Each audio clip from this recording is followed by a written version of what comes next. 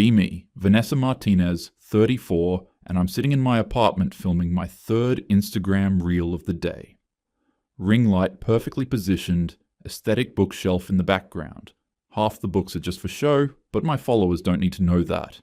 And I'm about to drop another truth bomb about modern dating. 10 signs he's intimidated by your success, I say into the camera, ticking off my fingers. Number 1, he goes silent when you talk about your career. Number 2, he makes jokes about you being the breadwinner. Number 3, I'm pretty good at this now. 3 years of running Reclaim Your Power, modern dating for high-value women, and I've got the formula down. My course just hit $40,000 a month. 40,000. I have 47,000 Instagram followers. My DMs are constant notifications of women thanking me for finally validating their experience. I post the reel and check my Hinge while it uploads. 217 likes. I scroll through them with my thumb moving so fast it's basically autopilot. 5 feet 8 inches, swipe left. Makes $65,000, swipe left. Divorced with kids, hard swipe left. Over 40, left. Has a gym selfie, left, left, left. My carefully filtered matches, the guys who are 6 feet 2 inches plus, making 6 figures, ambitious, no kids. Those guys never respond. I tell myself they're intimidated. My phone buzzes. Nicole, my business partner. Dinner party Friday night. My place. David's college friend is in town with his girlfriend. Super casual. I almost type, can't busy. But Nicole knows I'm not busy. I've been not busy every Friday for 3 years. Since Jake. I don't think about Jake much anymore. Or I try not to. But when I do, it's always the same snapshot. Him sitting across from me at our favorite brunch spot 3 years ago, telling me he'd met someone else. Someone from his office. Someone who was 26 to my 31. Someone who was just easier to be around. I gained 15 pounds after that. Cried for 2 months. Then I got angry. And that anger built an empire. Because here's what I realized. Jake didn't leave because I changed.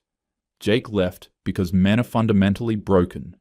They can't handle women who challenge them, who have their own careers, who don't need them. And if I felt that way, thousands of other women must feel that way too. So I built a business around it. It's not you, it's them, became my tagline. I type back to Nicole, fine. But if anyone asks why I'm single, I'm leaving.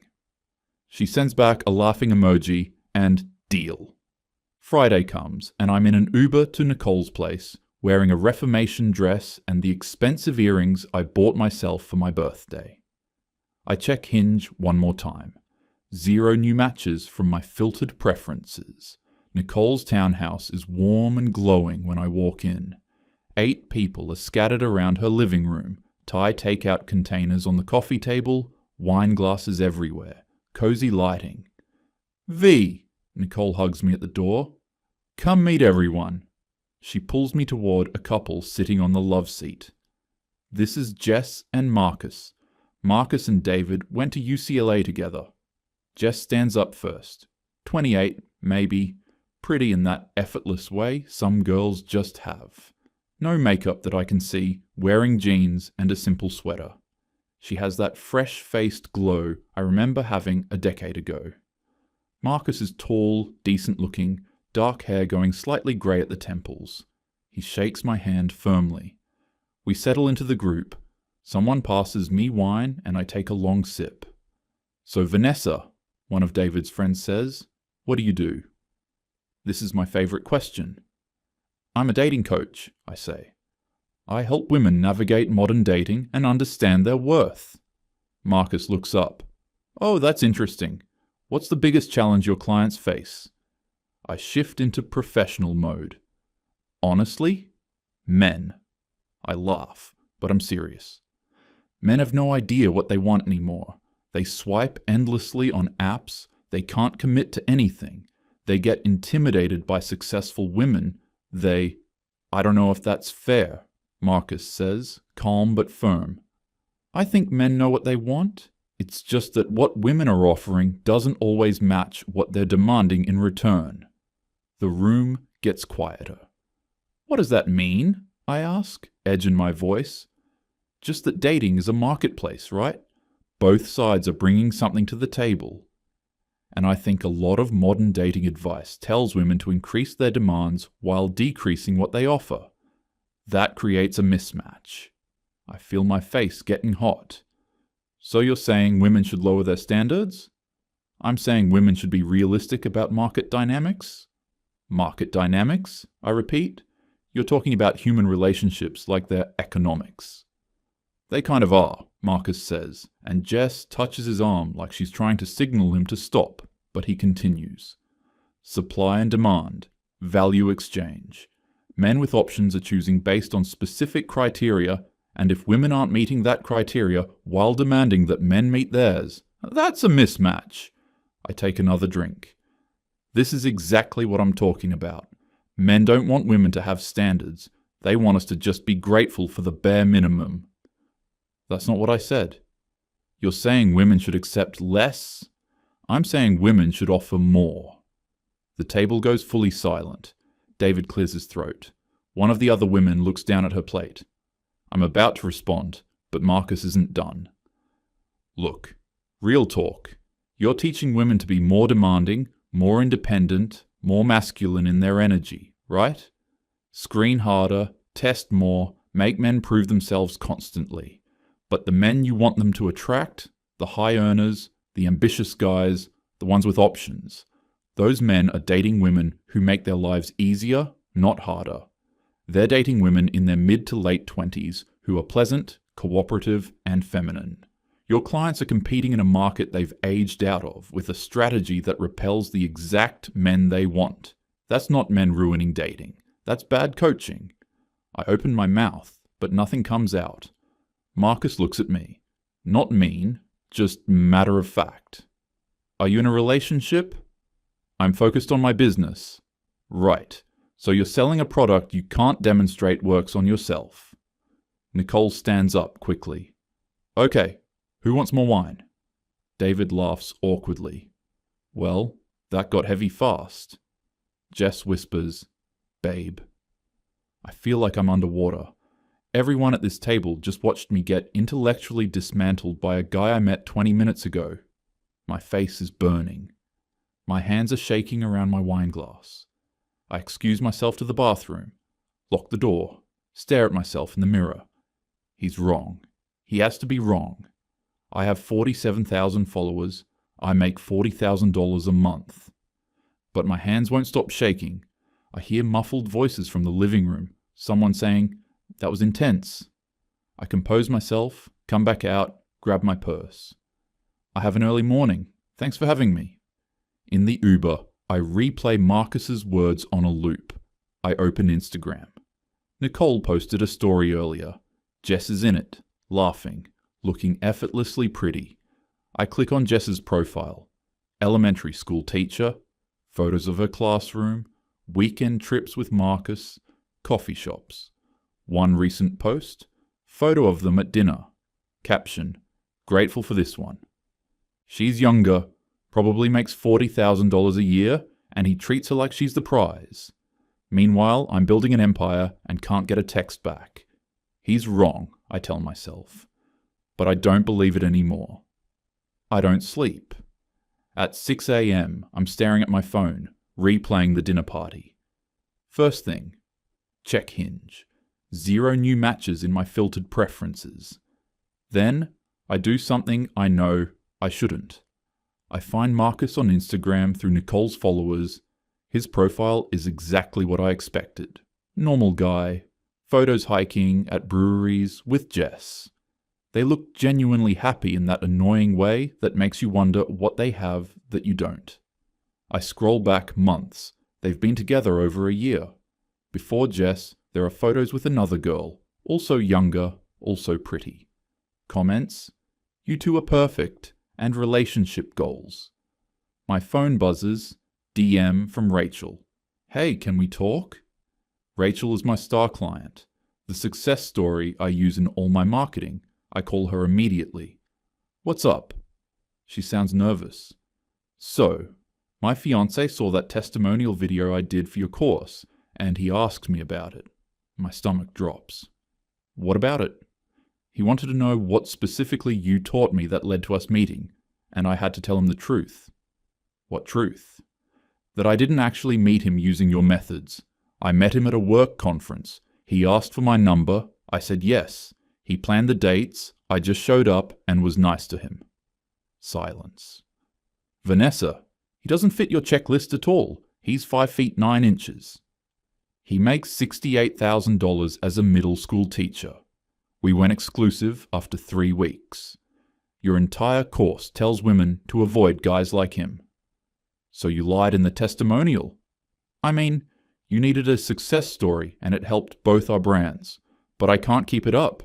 He thinks it's weird that I'm promoting dating advice I didn't actually follow.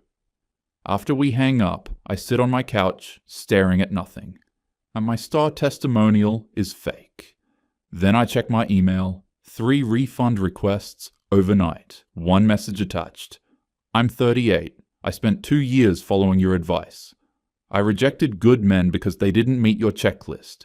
I played hard to get with guys who were actually interested. Now those guys are in relationships and I'm more single than ever. Your advice made my life worse. I want my money back. I close my laptop. Open Instagram. Notification. Jake mentioned you in a story. I click it. It's a reshare from a mutual friend. Jake and his girlfriend are engaged. The girl is 28 now. She was 25 when he left me.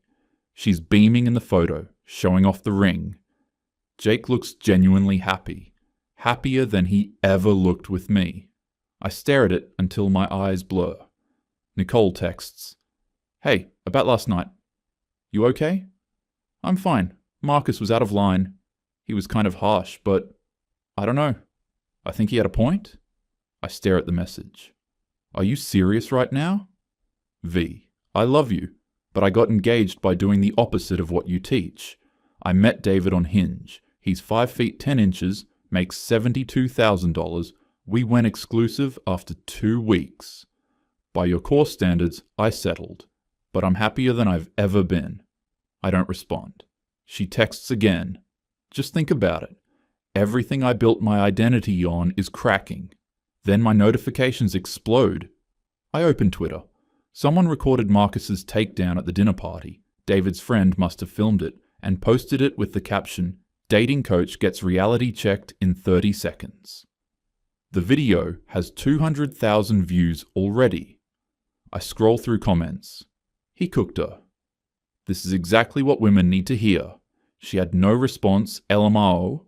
My man spit in facts. But then I see other comments. "Where's her course link? I want a refund." I paid $500 for this woman's advice, and I'm more single now.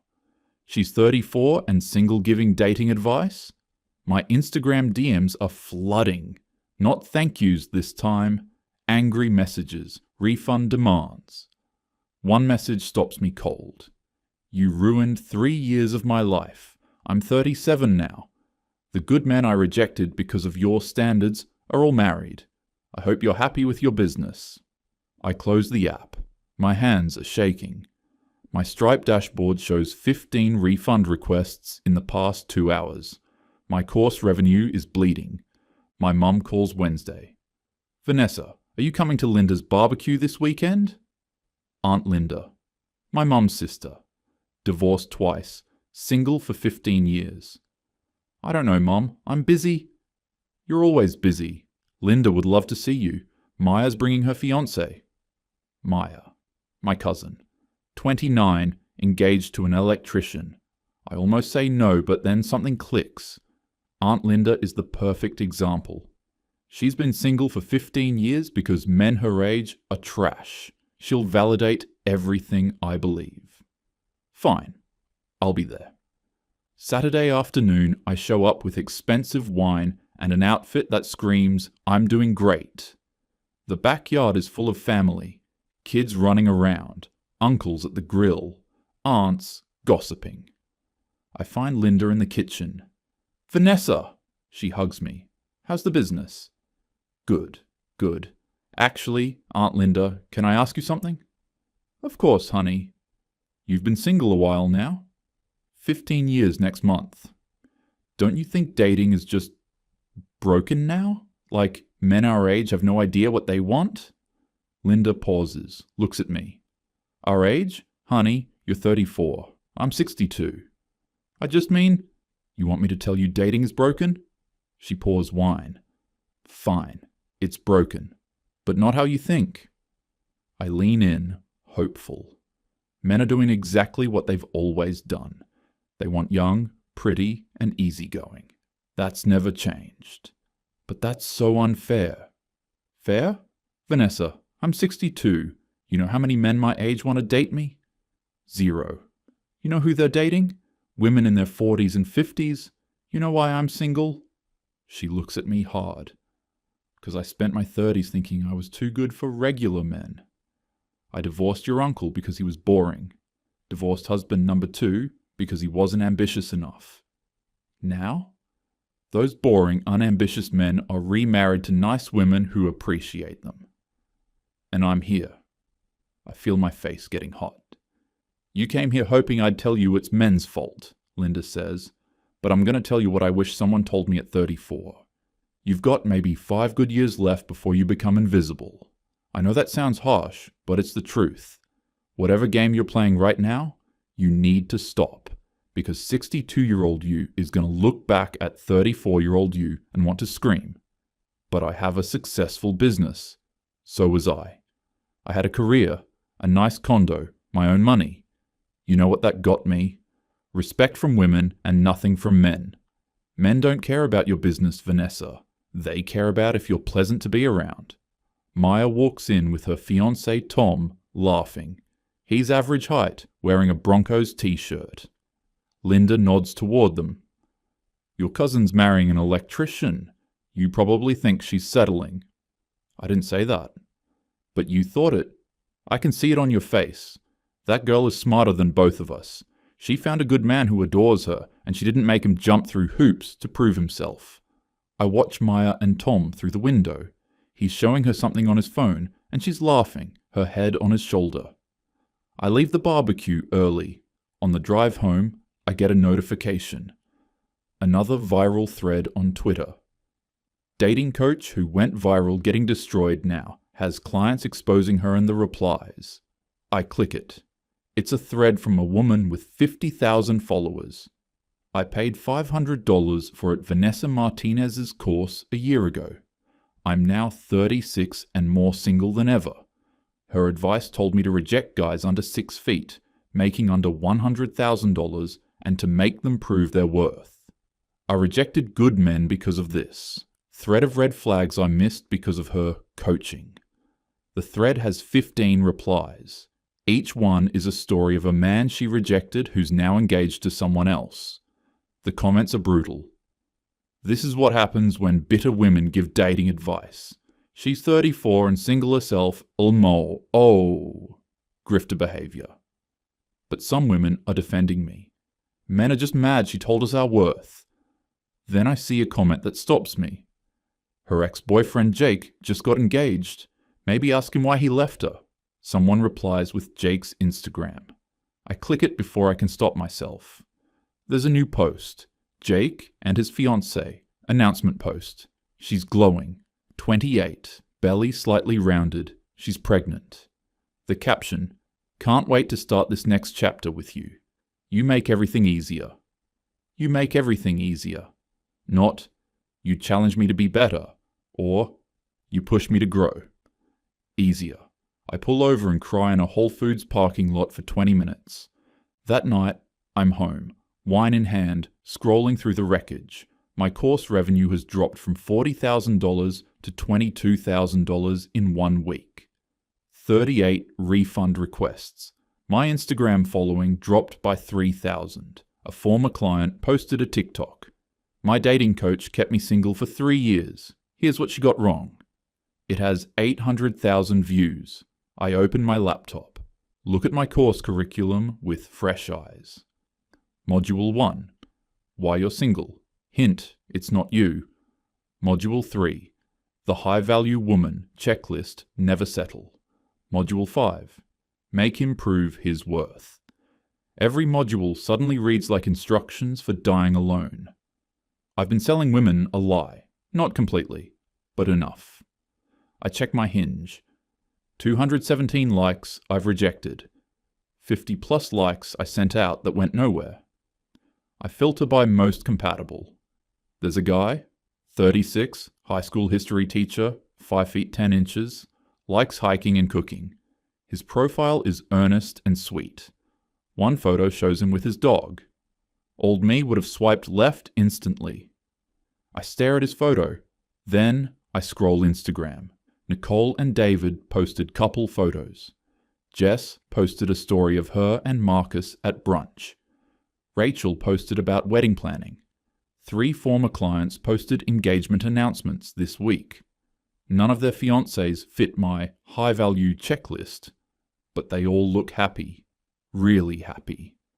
I think about Linda's warning. Jake's caption, Marcus's words at the dinner party.